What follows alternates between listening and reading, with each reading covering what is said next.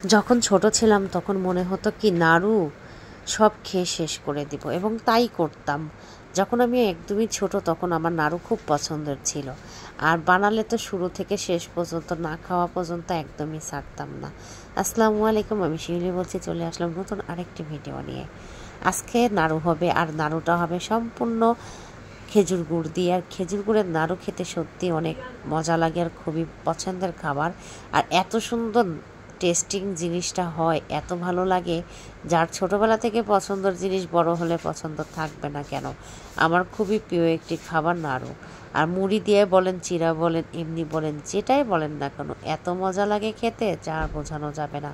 ছোটোবেলায় মা যখন নাড়ু বানাতো তখন পাশে বসে থাকতাম, নাড়ু বানানো থেকে শুরু করে শেষ অবধি খেয়ে যেতাম। মনে হয় কি পেটে আমার পেট ব্যথা করবে এইসব শুনতাম, তারপরও খাওয়া ছাড়তাম না। খেতে খেতে মনটা একদম ভরে যেত। যাই হোক, আমরা মুড়ি দিয়ে, আমার মা আমাদের নাড়ু দিত, আর মুড়ি দিয়ে বেশিরভাগ নাড়ুগুলো খাওয়া হতো। আর মুড়ি দিয়ে নাড়ু খেতে খুবই মজা লাগে। বাড়িতে প্রচুর নারকেল হতো, আর আগে তো নারকেলের কোনো ছিল না, এতই পরিমাণ নারকেল হতো, নাড়ু বানানো কোনো ব্যাপারই ছিল না। যাই হোক, এখন বর্তমানে নারকেলের চাহিদা খুবই কম, নারকেল পাওয়াই যায় না, সেই জন্য নাড়ুটাও এখন সবার সচরাচর ওইভাবে হয় না। তারপরও শীতে আসার আগে সবাই টুকটাক এগুলো একটু বানাই। আর শীতের সময় তো মিষ্টি খাবারের প্রতি সবার একটু আকর্ষণটা বাড়ে, তাই অনেক সুন্দর করে বানিয়ে ফেললাম। প্রথমে ভাবছিলাম কি খেজুর গুড় দিয়ে ঝরঝরা হবে বা আঠালো হবে কিনা, নাড়ু হবে কিনা, এটা ভয় পাচ্ছিলাম, কিন্তু তারপরে এত সুন্দর হচ্ছিল, বেশ অনেক সুন্দর তেল তেল ভাব ছিল, আর কি সুন্দর ঝটপট করে ফেলছিলাম, খুবই ভালো লাগছিল।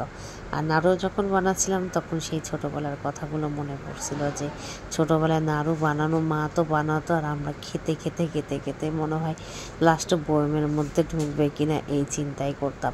আর কোথাও যদি বেড়াতে যেতাম, কেউ যদি নাড়ু দিত, আমার মনে হতো কি বাটির সব নাড়ুগুলো আমি নিজেই একাই শেষ করে ফেলি। আমার কাছে মনে হতো কি সব খেয়ে ফেলি, কিন্তু অনেক সময় লজ্জার খাতিরে কিন্তু খাওয়া যায় না। তারপরও চিন্তা করি যে না, লজ্জা করে লাভ নেই, আমার পছন্দের জিনিস আমি খেয়েই ফেলবো। জানি না, ছোটোবেলায় অনেকের অনেক কিছু খেতে ইচ্ছা করে, কিন্তু অনেকে দেখলে আবার খেতেও চায় না, লজ্জা পায়। আমার কিন্তু অনেক ভালো লাগতো নাড়ুটাই। একবার গিয়েছিলাম, এত সুন্দর নাড়ু খেতে দিয়েছিল, মুখে দিলে আরেকটা খেতে ইচ্ছা করে, মুখে দিলে আরও খেতে ইচ্ছা করে, এমন একটা অবস্থা ছিল, খুবই ভালো ছিল।